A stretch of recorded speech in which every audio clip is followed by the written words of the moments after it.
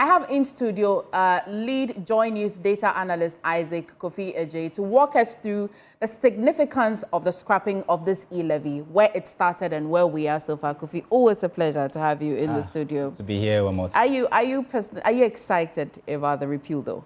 Well, I don't think that there's any economic agenda like taxes, So I mean, you can actually gauge the sort of excitement that is actually in the public space at the moment. The fact that not just the NDC that featured it in its manifesto, but also the MPP, they all knew that the ordinary Ghanaian wasn't happy with that tax handle. We all saw it to be a very regressive tax. Why do you have to tax people's transactions? And you lifted a bar and said that, I mean, if it's exceed 100 cedis, it should attract e-levy. But we all know the cost of living in the country and how people's incomes have been dissipated. And so this was a tax handle that many actually saw it to be very regressive. And today, if it is gone, I think that if I'm in the shoes of the ordinary Ghanaian, I think that will be a happy moment for everybody. They say it's a digital freedom day. Is it? Are we going to be asking for a holiday? Well, already we have 2 holidays coming up. So. But tell me, economically, what has been your projections? Well, I think that though the e-levy was a very controversial, levy, it was one of the most promising tax handles that the country ever, introduced, because this was a levy that when it was coming into stream, 2022, we were expecting close to 7 billion Ghana cedis from that tax handle. And because of the e-levy, we had to scrap some of the taxes like the road toll and all of that to make way for the e-levy. We all remember how the finance minister then, Ofori-Atta was very categorical that if we are able to sail through this, this is going to happen is that it is going to save us. We are not going to go to the IMF. But what we've seen is that more than 2 years after we had implemented this tax handle, not only did we go to the IMF, but also the tax handle hasn't really performed the way we projected. In its first year, for instance, the projection was that at the end of 2022, we should get some 7 billion Ghana cedis out of that. But we all know that there were some delays, and instead of the bill or the law actually taking effect in January 2022, it took effect rather in May of 2022. And so that delayed the bill, and instead of 7 billion, we got less than, I think 600, million Ghana cedis. And that was a big, gap between target and actual. And what we've also been analyzing, looking at the data so far from the finance ministry, is that in terms of even projections, e-levy projections have gone below or has actually reduced from close to 7 billion cedis in 2022. Now, the 2025 projection was some 2.4 billion Ghana cedis. So that tells you that it's been taking a nosedive in terms of the projection. So this is a tax handle that, although was very promising, didn't really live to expectation, because the people were very clear that they didn't like it. It was regressive. Don't introduce it. But government saw it to be a way of closing certain fiscal gaps. They did all right, but it looks like it didn't really work the way they projected. I mean, despite it not meeting the expectations or the target, the target that we as a country or the government at the time was hoping to, did it not at least mitigate anything at all? In fact, it did. It did. If you look at one reason why we got the IMF program so quickly relative to countries or our IMF cousins like Zambia and co, it was because we already had some of these tax or these policy, revenue mobilization policies already in force before we entered into the fund program in 2023. So it was very easy for the country to go to the IMF and present some of these things to the fund and say, look, we know this is the challenge we are having, but in the domestic space, we've taken steps to introduce a tax handle that could bring in some 7 billion Ghana cedis and all of that. And the IMF definitely will look at this and say, well, this is a country that is serious and wants to do business. And so even though it didn't really live up to expectation, it was one of the tax handles that helped the country to get the IMF program in a very, record time relative to what Zambia and co were struggling with and all of that. So it had its own bad aspect. But in terms of the positive, I would say that the e-levy played an integral role in Ghana getting that $3 billion bailout package from the IMF. Without that, it would have been very difficult. I do not know which tax handle could have brought in 7 billion Ghana cedis at that point in time. Although now we've seen new ones and all of that, the gold board and all what have you.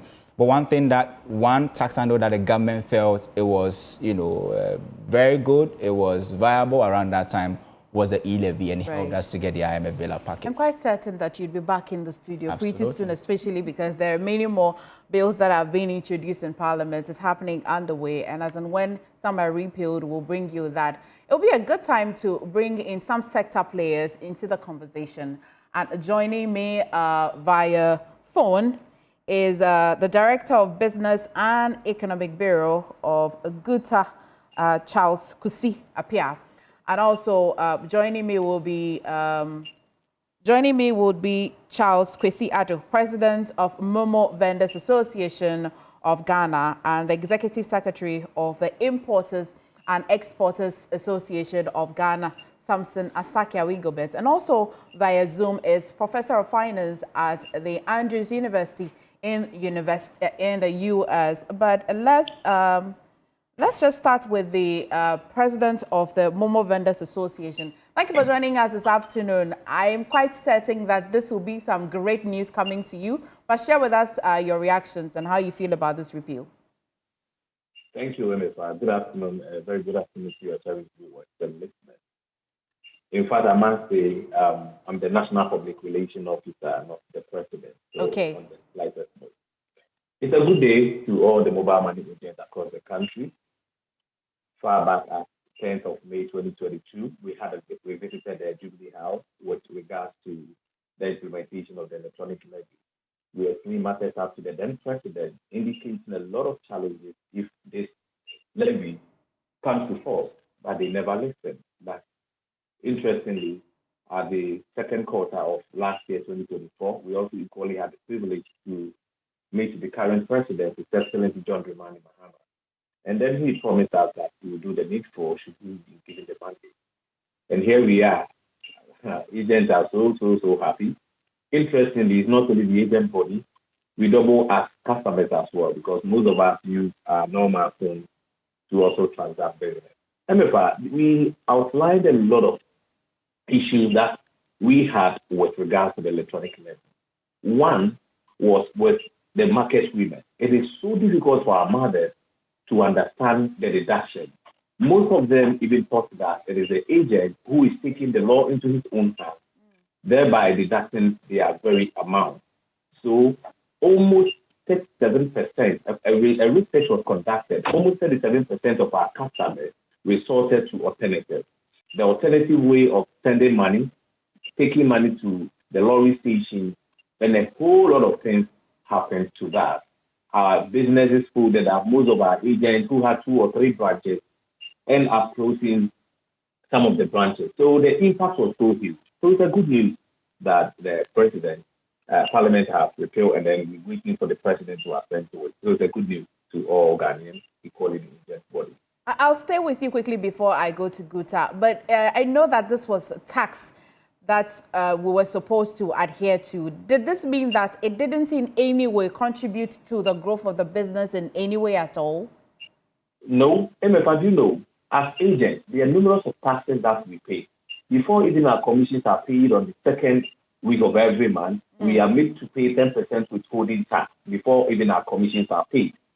Agents are to pay BOP, business operating permits, with the various MMDC. Agents are paying rent, the land rent. So there are a lot of taxes that agents are paying. We are not saying that we are not people who are here to pay tax. We know taxes are good for the development of the country. But trust me, when this tax was introduced, there were a lot of issues with regards to education. The then Minister of Communication failed to educate the general public. So the onus lies with the agent body to, one, make sure they educate the customers and prospective ones so that they will understand the whole concept. We agent bodies were not even trained on how to explain matters out. I remember we had a meeting with Ghana Revenue Authority with regards to the deduction of the E-Levy. It will interest you to know that the facilitator herself could not even explain why some agents were debited with regards to the E-Levy on the 1.5%. So there were a lot of issues that we raised, but I don't know. They said they consulted major stakeholders before the law came to force. Right. But trust me, they failed. And therefore, the effect is what Ghanaians are feeling. With that said, through 2022 to 2023, it will surprise you that we don't know how the statistics came from Bank of Ghana that mobile money outweighs that of checks in bank. We were surprised. Most transactions were reduced, but the volume in terms of amount exceeded that of checks. But they got the report. We have nothing to say. And right after 2022, 2023 to now to 2024, mobile money transactions is always on the surge. We are saying that the levy was not helpful. It brought about alternatives, but the core mandate of the mobile money was to make sure we bring the bank on board. That is our parents, our mothers. Okay. And if that is going to be a challenge, and those who are operating it draws the attention of authorities, they have to pay heed to it. And it sure must be a good day for you today. I want to go to Mr. Asake Awingobet. I don't know your reaction personally, and even for the importers and exporters, and how this particular tax impacted your business. But let's hear from you. Well, thank you very much. Can you hear from me? Clearly. Good. So what I can say is that it's a good day, a good news for Mother Ghana. Many Ghanaians, ordinary citizens, and including the business community, are very excited. You can imagine if you had to pay a duty of 100,000 Ghana cedis or 300,000 Ghana cedis per container as frozen chicken, and you have to pay it via Momo, 1% of that, you can imagine the figure that one will have. That could have used to transport your cargo from here to Kumasi or even from here to Tamale. And so I can tell you that it is a quiet relief for the business community. And it is also going to be a relief for consumers as well, because these taxes, or at the end of the day, will reduce the cost of doing businesses. Vis-a-vis, if we should get this steady stability, if we should get a fixed rate at the port, these are some of the things that the business community are looking for to see to it that it is actually helping the business community. So I can tell you that, my dear sister, that it is a freedom, and this is the freedom Ghanaians voted for the National Democratic Congress to come and then rescue the Ghanaians. Many people who used to give remittances to their mothers, siblings, sisters back in the villages could clearly say that today I will no longer send my money through someone who's going home from Accra here to my hometown in Boku, or I will not say I will go and give the money to a transport driver to take it to Boku, but I will then put it in the Momo, and that my mother, that my sibling there can easily pick it. And so same thing as is giving a relief to Ghanaian ordinary citizens, it gives a relief to the business community as well. This is good to know. I'll move to Professor Kwesi Pepra. You're an economist, and I'm quite curious that among the excitement for the business community, the many users or those who transacted and then the E-Levy impacted them in any way. Overall, for the economy, what does this mean? Good afternoon to you and good afternoon to your viewers. So to the economy, we may see that the E-Levy is going to cause a reduction in tax revenue. However, if we listen to the finance minister very carefully, he had already come out with another way to make up for this loss. I think another law was just passed in Parliament by uncapping the 6% tax ratio on the refund account to 4%, we leave 2%. So that is making up for the shortfall. Indeed, the E-Levy itself should have been part of the communication and service tax, because that is where it should have been, and that tax is already doing very well. The aim for the communication and service tax is to support youth employment. And the same way, if you look at the intent of the E-Levy, that was what the government said they were going to use it to support the youth employment agenda. Prof, what was really the challenge with the E-Levy? Was it the passing of it, the implementing of it, or the education that came with it, that did not come with it? At the time that we brought in the E-Levy, if you ask me, the whole financial sector industry had not reached to the point that we should tax. This was when a lot of citizens were having, let me call it, bank account with having a Momo account. You know, there have been a talk that there are a lot of Ghanaians without bank accounts. So people see their Momo account as their bank account. And now there are a lot of fintech transactions which are happening on the Momo account. So in economics, when you bring a new product, before you start to earn revenue, you must let it grow, let it become very firm where people enjoy using it. And then they also understand that it brings them into the financial sector. Then you may introduce the tax. Again, the rate that was proposed was also a problem, 1.5%. And we remember the fight that happened in Parliament before it came to 1%. Yes. If you remember, at the time, the opposition, now the government in power, was even proposing a 0.5%. If it had been a 0.5%, I'm sure Ghanaians were ready, but it now turned into a political conversation, which has led to the removal. And so this is how it is. But I'm sure in the near future, we may see that the communication and service tax, the rate may go up. So you the think history is that the business community and even users shouldn't be very excited because it just might be waiting for us some way, somehow along the line? somehow, yeah, some way, somehow, maybe in the near future, you may see the communication and service tax was 9%. It was introduced by President Kufuor. And then in 2016, it was 9%. And then in 2017, the NPP government reduced it to 6%. And 2020, they took it to 9% again. In 2021, they brought it to 5%. So if you really look at it, there is that history and trajectory that it may find itself coming back in another form, but not this year, maybe in 2 years from now, we may see the communication and service tax moving up by 0.5% or 1%. Until then, for this if your projection of 2 or 3 years, until then, actors and players in the economy at least would be relieved for now.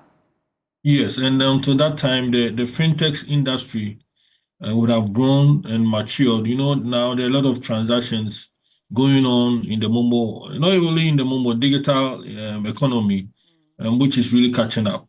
The central bank has piloted their digital currency, and most of them will also be linked to these Momo accounts. And as the economy increases and improves in volume, citizens will understand the need to use these transactions. And that is when it becomes advisable to say, can we just pay something to support the government platform and also to support the economy? And for me, not in the form of E-Levy, but seeing the communication and service tax being increased, maybe 0.5% or 1%. Will this in any way or at large boost up the electronic transaction system or economy particularly? The electronic, all the transactions that we do electronically, will that at least boost it? I mean, now that the tax has been removed, we may have to wait and see what will happen in the next 2 quarters to be able to come out with quantitative results to say removing the 1% has caused the usage of Momo transactions to increase. Okay. We know there were some who were of the view that they are not interested in using Momo transactions. You know, and that law, there were a lot of complications. Transferring from your Momo to your own account, you don't pay, but transferring from Momo to another account, you pay. So all these were some of the factors. And I mean, in effect, is removing this 1% will bring us some savings, whereby instead of the Bank of Ghana printing more cash, you may see a lot of transaction happening between our Momo account and then the banks. And in that case, the central bank will not be printing more money in terms of paper, let me put it, paper currency in the economy, but we may see electronic transaction increasing in volumes. And when they increase in volumes, that is where we may have to make that economic advise that probably the economy is matured for us to put about 0.5% tax on Prof, it. thank you. Thank you so much for bringing us that education. If I still have Mr. Charles Kwesi Ado Guta, please share with me whether or not you're excited for Guta especially. You have talked about the taxes even before elections and after elections. But for this particular one, the many other ones that they're pushing in Parliament to be repealed, what really is your reaction?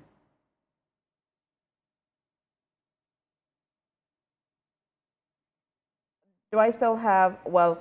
Good, yes. Sorry. Oh, thank Good you. afternoon. Good afternoon. Thank you for joining us. Yes, my pleasure. My name is Charles Kwesi Apiakubi. That's for a correction. Okay. That's a Right. Kubi. Thank you so much. That's right.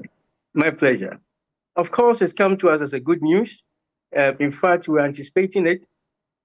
Proud to even the budget reading, because that was one of the assurances that they gave to the public, that when they come to power, they will make sure such taxes that are crippling the economy and consumer spending, they will take it off. Of course, it also reduces our burdens and increase the disposable income of the ordinary Ghanaian.